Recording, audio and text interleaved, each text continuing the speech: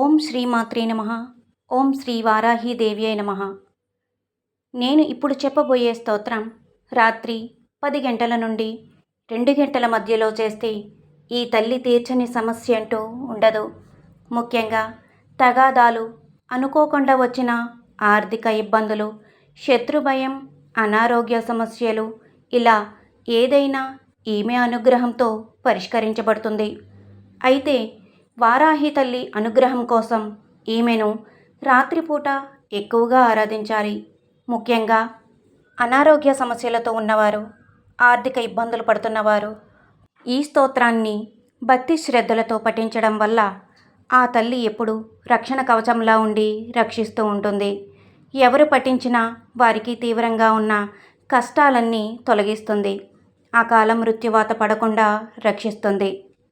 వారాహిదేవి యొక్క ఈ స్తోత్రాన్ని పఠించే ముందు దత్తాత్రేయుని యొక్క మంత్రాన్ని 3 సార్లు లేదా 16 సార్లు పారాయణం చేయాలి. ముందుగా నా ఈ వీడియోకి ఒక లైక్ చేసి నా ఛానల్ని సబ్స్క్రైబ్ చేసుకోండి. నా ఛానల్ గ్రోత్కి సపోర్ట్ చేయండి. ఆ మంత్రం ఏమిటంటే, నమస్తే భగవాన్ దేవదత్తాత్రేయ జగత్ప్రభో, సర్వబాధా ప్రశమనం కురు, శాంతిం ప్రయచ్చ మే.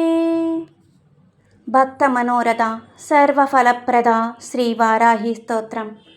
అత ధ్యానం వందే వారాహవక్త్రాం వరమణిమకుటాం విద్రోమశ్రోత్రభూషాం, హరాఘ్రైవేయతుంగస్తనభరనమితాం పీతకౌశేయవస్త్రాం, దేవీం దక్షోర్ధ్వహస్తే ముసలమతపరం లాంగలం వాకపాలం, వామాభ్యాం తారయంతీం కువలయకలికాం శ్యామలాం సుప్రసన్నాం.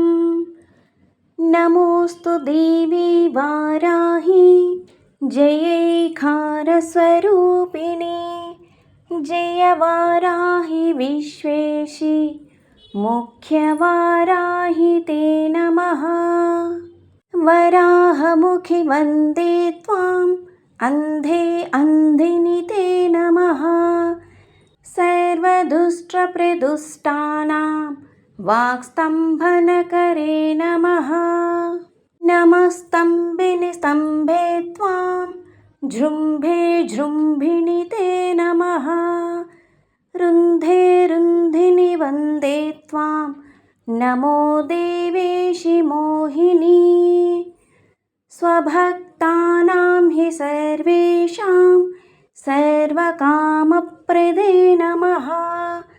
బాహో స్తంభనకరీం వందే జిహ్వస్తంభనకారిణీం. స్తంభనం కురు శత్రూణాం కురు మే శత్రునాశనం. శీఘ్రం వశ్యం చ కురు మే యాజ్ఞౌ వాగాత్మికా స్థితా. చతుష్టయ రూపే త్వాం శరణం సర్వదా భజే. హుమాత్మికే ఫడ్రూపేణ జయ ఆధ్యాననే శివే.